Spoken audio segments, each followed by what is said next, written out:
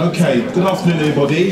Welcome to the first Euston Tower inaugural general meeting. For those who don't know me, I'm Hector Wesley, I'm a member of the National Executive Committee. I'm also the incoming chair of the new Euston Tower branch, and again, very glad to welcome you here to this inaugural general meeting. I'm going to keep my remarks pretty short because I know we've got quite a lot of business to go through, we've got quite a lot of motions.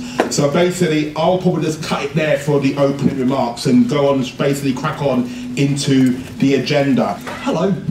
I haven't got, well actually I've got quite a bit to say, but not much time to say it in. Our website, we're starting a little forum for members on it. Now I know the majority of members when they get home have got no more interest in the PCS branch website than I have in Coronation Street, which is not very much.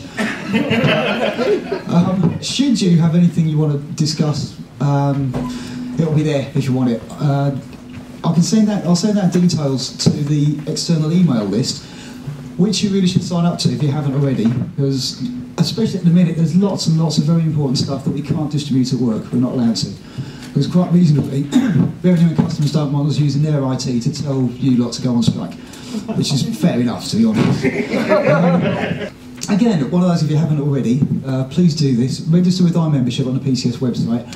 You'd be amazed how many people have split up with a partner and haven't changed their death duty details on the PCS website.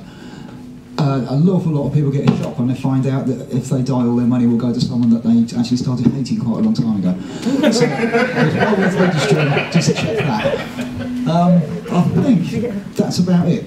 The ULRs within Euston Tower done a lot of sterling work during the year, and they have produced a report of some of their activities, and it has been circulated. It caused me a few problems a few years ago. A quick anecdote: Indian head massages, which caused a lot of problems within debt management and banking. The director of D&B, when he found out that certain ULRs were offering Indian head massages, he actually banned Learning at Work Day throughout the whole of D&B within the department. It caused quite a bit of friction to actually sort out. In the end, actually, this is quite true, we had to get Ed Balls involved to actually overrule HMRC management and allow D&B staff to have Learning at Work Day. Absolutely true, Ed Balls actually got involved. Actually wrote a letter, actually it was really good activities that PCS ULRs were doing and how HMRC and other departments should fully support that work. So thanks Bindu, and thanks Hugh and the other ULRs for the work that you do throughout the year.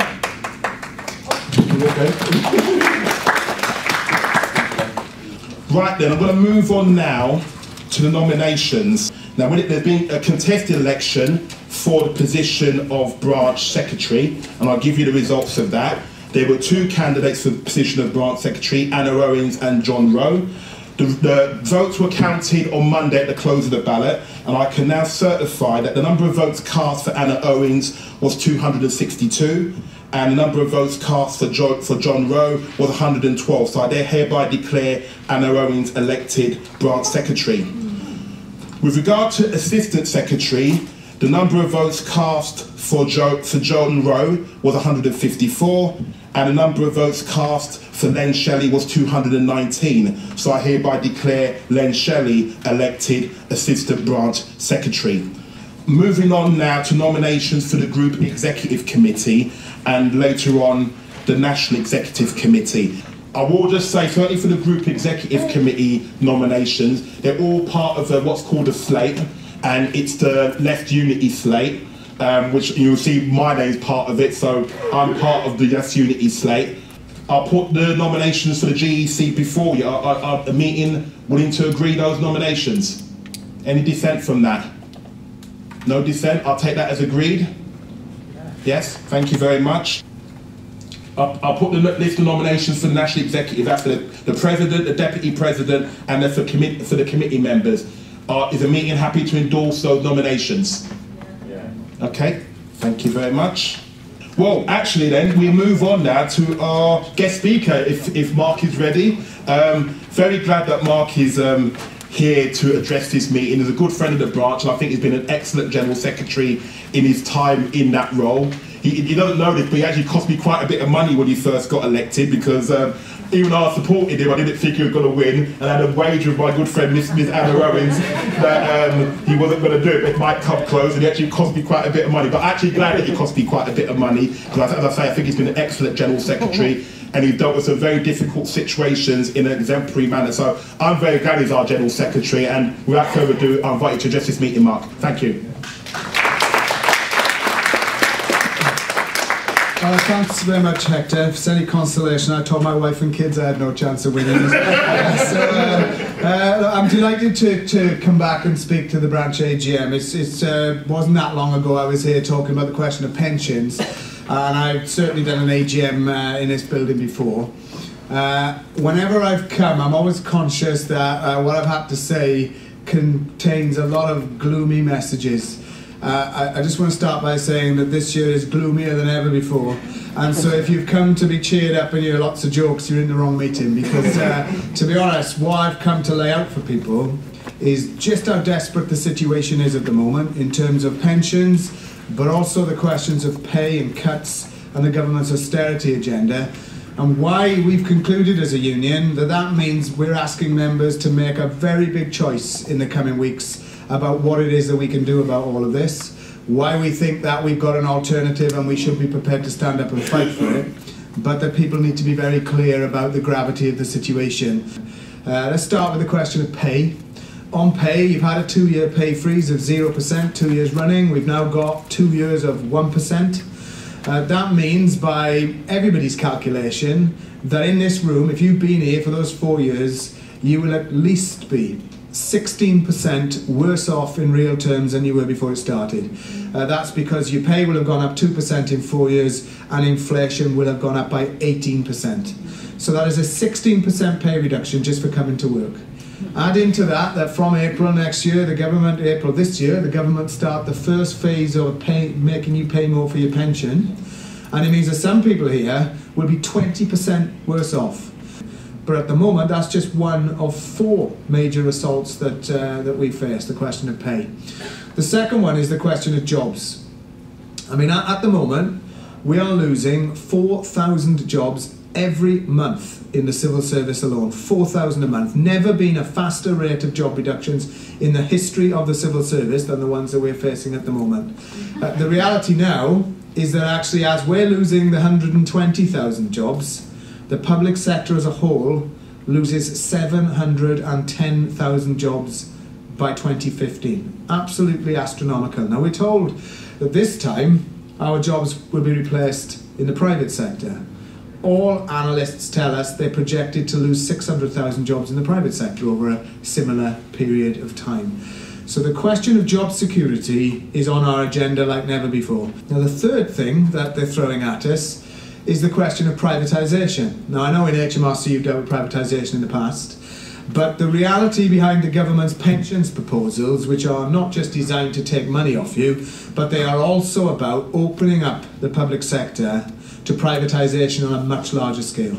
Because the employers' organisation have for years lobbied the government that because they're worried about our pension liabilities and the cost of public sector pensions, many of them are put off some of the privatisations that take place. So the government has devalued our pensions, and that's what they're trying to do, and at the same time are going to allow people access to our schemes who are privatised. Now that means we automatically become a much, much more attractive proposition for large-scale privatisation. And privatisation is not just a worry in terms of job security. I can tell you yesterday, Kinetic, which is a major company that's taken loads of civil service workers from the MOD, de-recognised every single TUC-affiliated trade union and is refusing now to speak to any one of 5 trade unions, including PCS and Prospect, about anything. So privatisation is a huge worry. Final bit of the jigsaw is the question of pensions. Is you're all being asked to pay on average 3.2% more towards your pension. Not a penny of that goes into your pension pot, and actually they're doing it at a time when your pensions cost peak this year and will now reduce every single year between now and 2050. By the time we get to 2050, our pensions cost a third less than they do now as a proportion of the country's income. There's no case to make you pay more. There's no case to say to you you're going to get less because they're changing the way your pension's calculated under inflation, which means every single year you retire, it is essentially a 1% reduction in your pension. 20 years retirement, 20 years reduction. The government tell us it's because the new rate of inflation should be CPI. Well, if CPI, which is the lower rate, is such a good measure, why do students paying back student loans to the government get charged RPI on their debt? It's because the government's having their cake and eat it. When we owe them money, you pay the highest rate. When they pay you money through your pensions, they pay you the lowest rate.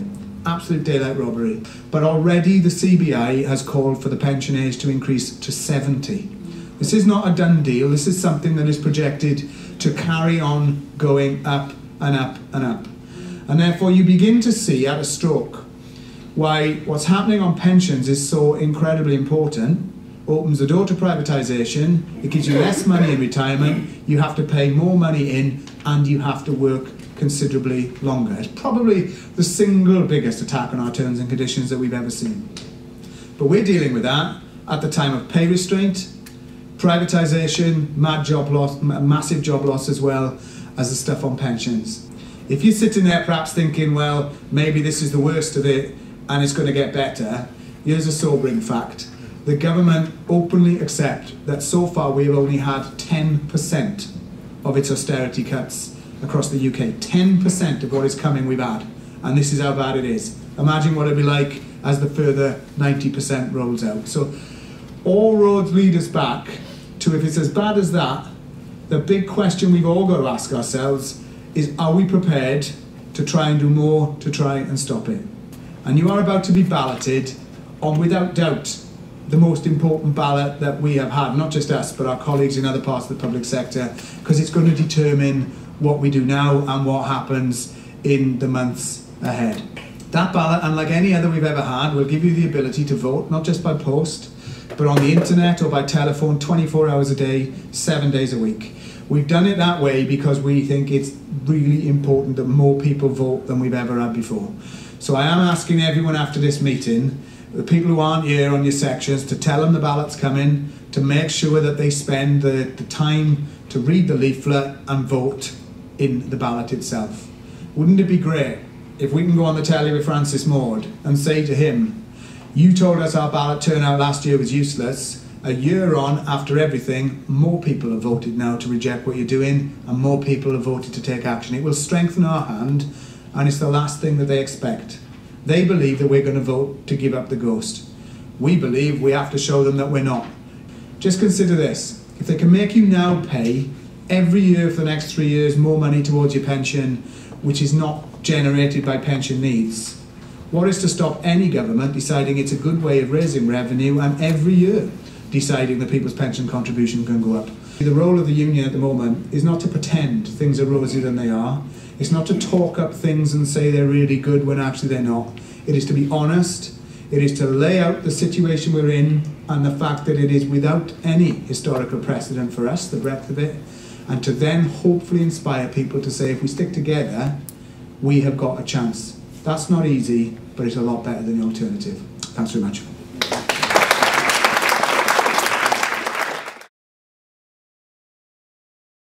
Okay, I'll move on to motion number 4, opposition to SCP in SMELA compliance. Anna. Yes. HMRC want us to do visits which are going to be shorter, so we don't burden the employer. And the belief is that if we do these shorter visits, but we also do more numerous visits, then we're going to collect more yield.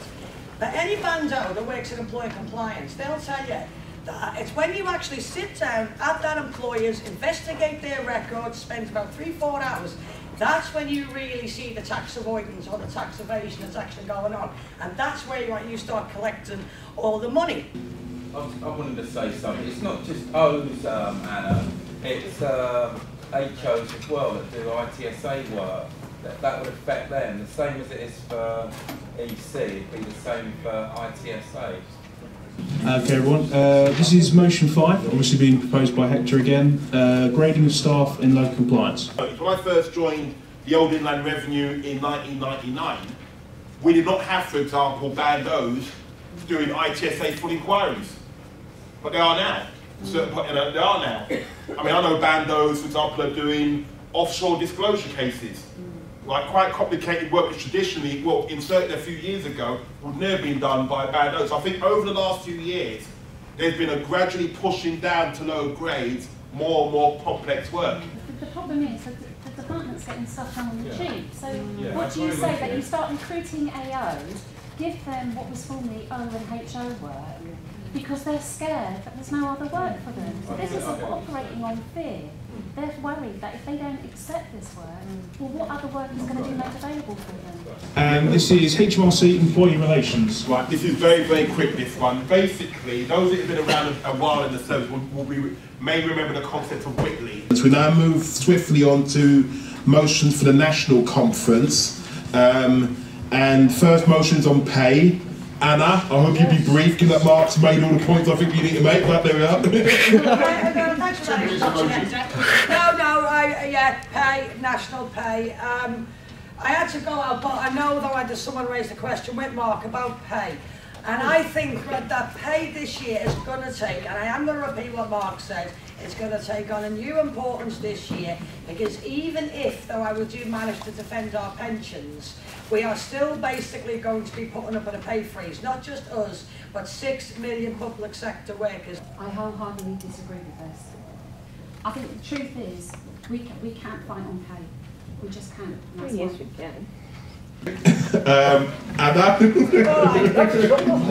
keep it, you know, restrained, right? What do you think I'm going to do? Right. I'm going to suggest motions 2 and 3, given that they relate both relate to Stephen Lawrence. I'm going to say we have one discussion on both motions, and we vote on both motions together. So Anna, do you want to speak on motion 2, please? Now I hope, alright, you're going to be a little bit patient with me here, Hector. As I say, I'm trying to fit this into 3 minutes, but you can imagine with a subject like this, how involved it is. And I remember there was that one Saturday when I was asked to go up to Bexley Shopping Centre to do some leafleting to get the BNP headquarters closed down. And quite frankly, to say that I was nervous is an understatement, because I did think it was a racist area. But when we ended up going to Bexley Shopping Centre and giving out the leaflets, I've never known a more popular petition, because the people within South East London, within that particular area, said that these racist murders had brought shame on their community, and they wanted the BNP headquarters closed down. So it was an excellent example, though, right, about how black and white people united around that period to ensure, though, right, that we basically managed to get rid of the BNP.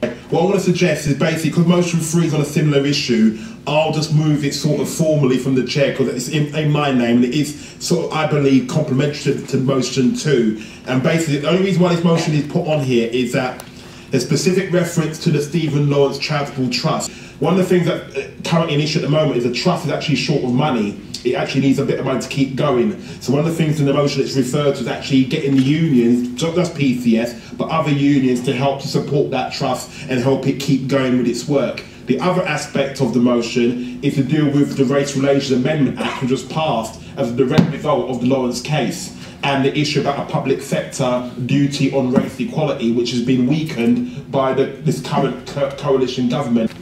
Right, moving on swiftly to motion number 4, affiliation, solidarity with MENA Workers Network. Anna? That's right, I'll be short on this one. And some of these trade unionists were tax inspectors. They managed to get a 350% pay rise in 2007 after the 3-month strike, which involved a sit-in next to Tahrir Square. Motion 5, Olympics, 2012 Olympics. Dave? I don't think any PCS member should lose 1 minute of their own time for the transport delays caused by Olympics. Okay, lastly, motion 6, Dave, Atos. Some of you, hopefully all of you, are aware that Atos head office is just over there, and as a branch we regularly pop down and help and show support for disabled people who are basically fighting to keep the benefits that they are entitled to, and Atos have been hired specifically to stop them being able to claim. Alright, okay, I'll bring the meeting to a close. Thank you all for attending, particularly given that we've gone over our 2-hour allocation. As we've got through a lot of good business, I think it's important that as members, communicate with your BEC reps. There's things that we should be doing as a BEC that we aren't doing. Let us know, we're all contactable. Recommend again the website, keep the dialogue going, and I think together we could deal with the challenges we've got facing ahead. Thanks very much for your time.